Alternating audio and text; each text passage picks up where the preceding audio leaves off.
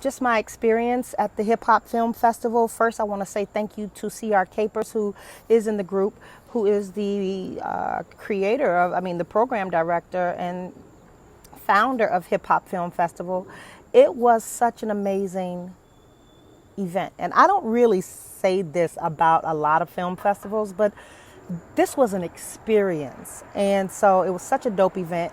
If you have an opportunity, please come back. Halo, come back. Try to get your film in that festival, or if you can't even get it in your festival, it's still worth attending, even if you don't have a film in the festival, because I learned a lot from all of the ciphers and Q&As and all of that. I really learned a lot. So it was a dope experience at the Hip Hop Film Festival. But I want to talk about sitting through the 4 hours of pitching at the Hip Hop Film Festival. But before I do that, again, thank you, CR, because I had an opportunity to meet some dope women on the panel, and I had an opportunity to learn from them. And I believe that I'm always in school. I'm always learning more and more about the game of pitching, and it's important for me to constantly be learning, because we're in an age where technology changes every 3 days. And so with the future of TV the way it is, and with everything changing as far as digital and streaming, I need to be constantly learning and building relationships. So I also want to take a little bit of time to congratulate a lot of y'all that are doing the damn thing. Y'all are doing y'all thing. And it is really inspiring to me to sit back and watch some of you all who are in festival after festival, winning awards, getting yeses and going on. It's really super exciting to watch you all do that. So I just want to do a few name drops. Congrats, Carolyn Outlar. Congrats, Okima Moore. Congrats, Sean Brown. Congrats, Prima Rose. Zelly, congrats, Zelly Dimber. Who else can I congratulate that has just really been out there hustling to do the work? And I'm seeing it, and it's so dope. It's so refreshing, and I'm inspired by you all. So I'll think of other people later. Oh, congrats, Kristen Pope. Congrats, Jerisa Blunt, on all that you all are doing. You all are really some bad people, really bad. Congrats, Alicia and Courage, Melina. Y'all are just really inspiring, and that's that. So I want to move on. Again, I haven't been here in a while because I've had blinders on. This year for me has been about doing the work myself, and it's been about pitching. As I was working with an executive coach, he had asked me one question. He said, what do you think could catapult your career? And when I really thought down to it, as much as I love y'all, as much as I love teaching about pitching, and I am doing that all the time as much as I can, I have to be a practitioner of what it is that I do, what it is I talk about. And so it really came down to that. I'm only as good as my last work of art, right? And so I have really been in a creative space of writing and growing as a writer and growing as a director. And that's kind of where I've been. So I've had my blinders on, but I have been pitching. I've been collaborating with others, and it's been phenomenal, the stuff that I've learned from even other people that I've been collaborating with. So that's super dope. And I hope to, have some great stories to tell. Wins, some wins sooner than later. Anyway, so I sat through 4 hours of pitching, y'all. I sat through 4 hours of pitching, and let me tell you, what I discovered is that people really just don't know how to pitch. They don't know what it's comprised of. They don't know where to start. They don't know. They don't have a clear beginning, middle, and end. There's a lot of. I can go on and on about the people that I saw, the pitching that I saw. Now, one thing that I'm gonna say I want to say to you all, but one thing I can commend those people on is coming to that festival and taking the opportunity for granted. Because in this group there were at least 3 of you who didn't take the opportunity. I mean, I'm sorry, let me rephrase. What I can commend those people on that did pitch was showing up. They got into the room. Even if it wasn't the most perfect pitch, and even if they were afraid, they did it anyway. What I'm mad at is that in a group where I talk about pitching all the time, and I saw at least 8 or 9 of you all there at the Hip Hop Film Festival, that several of you were going to allow that opportunity to pass you by. And that's what inspired my post when the graphic that I put out and say, listen, don't ever allow an opportunity to pitch pass you up. We don't get these opportunities often. And, people look, one of the biggest questions at the festival, it was almost at every other talk back, where these people didn't take advantage of coming to pitch, but they would always ask the directors or whoever, how did you get into the room? How do I get those meetings? It was over and over and over. And all I can think of, well, you got Complex and Revolt, and you got an agent. That's a big question. How can I get representation? You got all of these people here, and yet you didn't take advantage of that opportunity. And you're at the film festival. And so when people are asking, well, how do I get in front of people? That's it. Do you know how many film festivals do pitching competitions or pitching? And this particular win at the Hip Hop Film Festival is that whoever the number one, we all had an opportunity to come to a consensus on whose pitch was the best for Revolt to buy. And there was only one winner. But what I witnessed and what unfolded is, even though there was only one winner, where that person was going to get their work acquired on Revolt, or at least have that meeting for potential acquisition, they were still saying, I'm interested, let me give you my card, to the pitches that were really well, even if they didn't win that final acquisition deal. There were several people in there that did a huge exchange, because even though the projects weren't right for the networks, or it wasn't in the wheelhouse of the agent, they liked the presentation enough, or they liked the fact that the people had their stuff together enough that they still said, you know what, let's exchange information. I want to hear from you. They were there. They could they could start developing a relationship, and that is important. The relationship is key. So I was a little upset about that. And so my first thing is, to all of those people who ask, well, how can I get seen, or how can I get into the room? Rather than getting into a room, going to a network, go to a film festival that does Pitch Fest, that are going to have, development execs there in the room that you can pitch to. That's one way. You have to get into the room. You have to be present so that you can build a relationship. Now, the issues. There were many issues that I saw. The biggest one was storytelling. People, and I could tell, because again, I'm always on your side, and had several people that went up, I know they're in this group, right?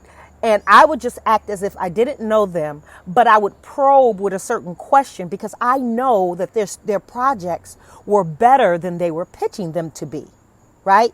Their projects were so much better. So instead of saying, oh, you're not getting to the point, or you're not saying the right stuff, I would just probe with the question, so they can have the aha moment, like, oh, and then they would talk about it. But there were people that I didn't know, and I knew just because of, for instance, there were some people that were pitching that their web series was in the competition, or they were up for nomination, or it was, they were semifinalists or something. So I figured the writing had to be a lot better than what their pitching was allowing. And I could just tell that there was many nuts and bolts, the meat and potatoes, that they just weren't giving us the meat and potatoes. And so I knew how to probe to kind of get that out. And in many cases, the executives would want to pass on it, but I would spend my time asking questions so that they could get the meat and potatoes out. And then I would spend the time going back to tell them, in case, basically, if you're in this situation again where you can pitch, here's what they want you to do. As if it wasn't about me, but this is what they want. They want you to have a pitch deck. They want you to start here, talk about this little bit, go here, and close it. And so that they could at least walk away with, this is how I do this pitch next time. Many people did not introduce themselves. Some people didn't say the title of their project, what they were pitching, what genre it was. One thing is the nerves are getting the best of them. And in their minds, they probably think they said it. I don't know. But the things that were really important, like the title of the project you're pitching, they didn't say it. And so I thought that was really interesting. And that let me know that they didn't practice either. Okay. But the biggest issue I felt was storytelling. You had a guy who had a successful web series, and for whatever reason, he decided to pitch the 10 pages that won in the script competition. But the 10 pages that won didn't reveal much about the arc of his season. It didn't reveal much about the conflict or the dark secrets that his characters were hiding, that then would make sense to us why he was talking about what he was talking about. So there was many large chunks of information that we needed to know to be able to have aha moments about what ended up being an amazing project, or really intriguing project, right? And so, and well put together. Everything else was well put together, but the panel couldn't see what it was that was so well put together because they only could hear him verbally in that moment. And they saw his presentation, which looked which looked really good. There were some pieces that were missing, but it looked good for the most part. So storytelling is key. You have to have a full beginning, middle, and end to your pitch. Now, one more thing that I want to say is that, well, maybe not one more thing, but what was the other thing? Oh, time. Okay. So if you go to a pitch competition, or if you're just going to pitch, period, try to get your pitches down no matter what. If you're practicing a pitch, try to keep that pitch under 5 minutes, right? You may not even get that much time, but try to keep it under 5 minutes. Now, they had 10 minutes. Now, what I would have done is I would have rehearsed the pitch for 5 minutes, and then I would have opened up questions so that I could be able to answer anything that may have went wrong with nerves, or if they wanted to dig deeper, or like if I had to further explain something. Or I could have potentially pitched another project. Now, the winner, her development, I think she won because the development of her projects were just simply dope, right? She was a storyteller at heart. Sorry, I'm outside. She was a storyteller to her core, right? She was also smart because not only did she pitch that project, but she pitched in the room 3 projects. 3. Listen, you got to maximize. You got to leverage the opportunity and maximize that time. And she told the stories. You understood each character, their secrets, what they were hiding, what they were going for. You understood their quirks, who they were, their characteristics. In that little bit of time, she managed to pull it all. And it was really fantastic to watch her do. So utilize the time to your benefit. Really practice your pitch, work out getting it down to 5 minutes. I don't care if you're going to sit down within a network and you feel like they've given you an hour on the meeting invite. Get your pitch down to 5 minutes, and as they sit back and relax, you then, after you've got the bulk and the most important stuff off in 5 minutes, then you take your time and give the next best information and the next best information and the next best information until they tell you to stop, or until they're probing and asking questions. So I sent a newsletter out talking about this, and I'm going to send a few more where I was giving just tips on how to begin your pitch. And I'm going to do some more pitch practices is what I'm calling it. And I'll post the newsletter within the group, because I just think I don't know how many of you are on on my email list, but it's important to start practicing your pitch way before you're going into a pitch, right? That's really important. And so let me see. So my tip for today, even though I talked about several different things, here's the tip. So I was talking to an agent, a literary agent, and she was telling me she told her clients when they were going on pitch, like they were going to pitch a major production company, and she was telling them, you're going to meet with these two people. This one is he understands the culture. This one, he doesn't get the culture, right? That was the information that she had given them before they were going to before they were going to go on that pitch.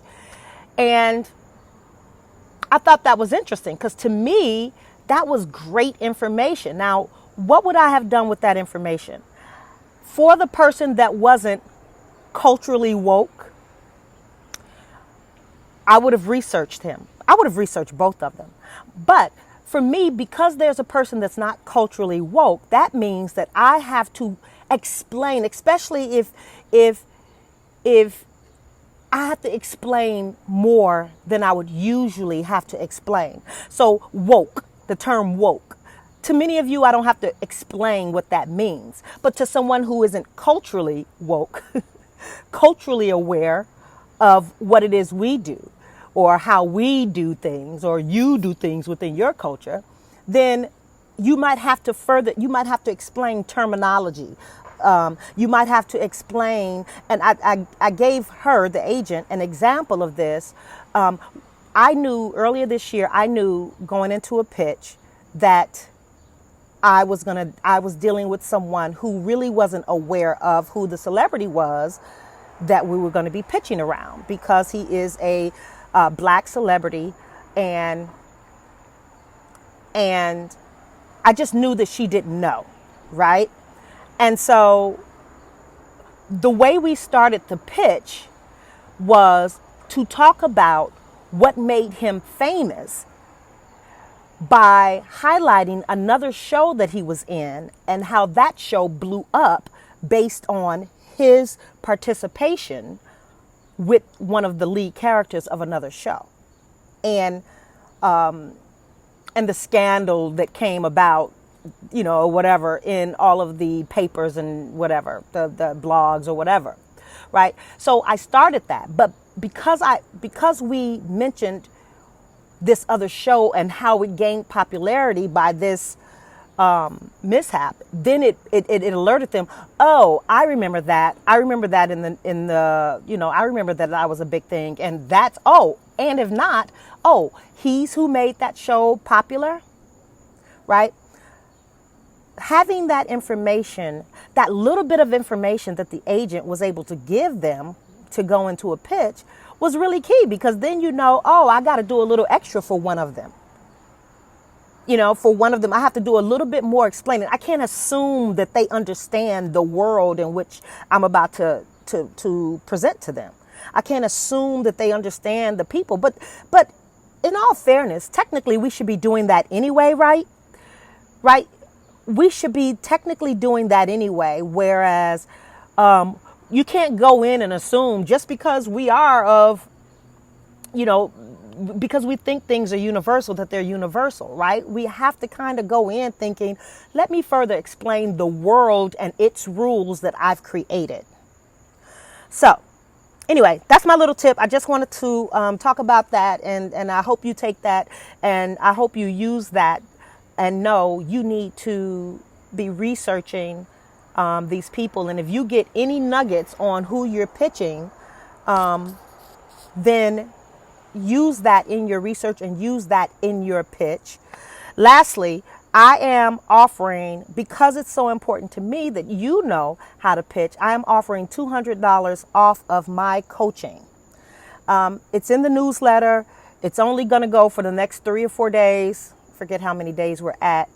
But I'm going to put the newsletter and the pitch practice in this. I'm going to put the link so that you can read it. But if you're interested in being coached, getting practice on your project, is $200 off for a limited time, or up until the slots fill up. And I want you to know that. Let's see if there's anything else. No, there isn't. I'm super glad to come back on here to talk to y'all. I miss y'all. So I hope to be doing this. I have a few more tips and practices that I feel like you all should know, just based on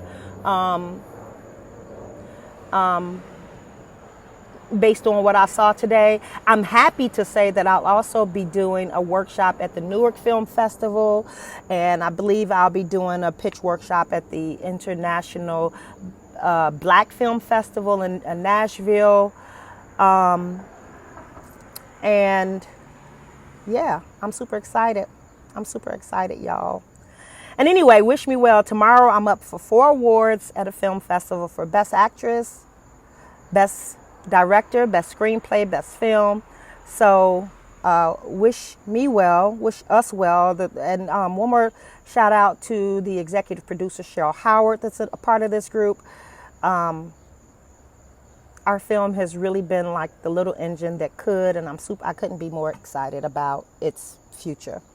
So talk to y'all. See you soon.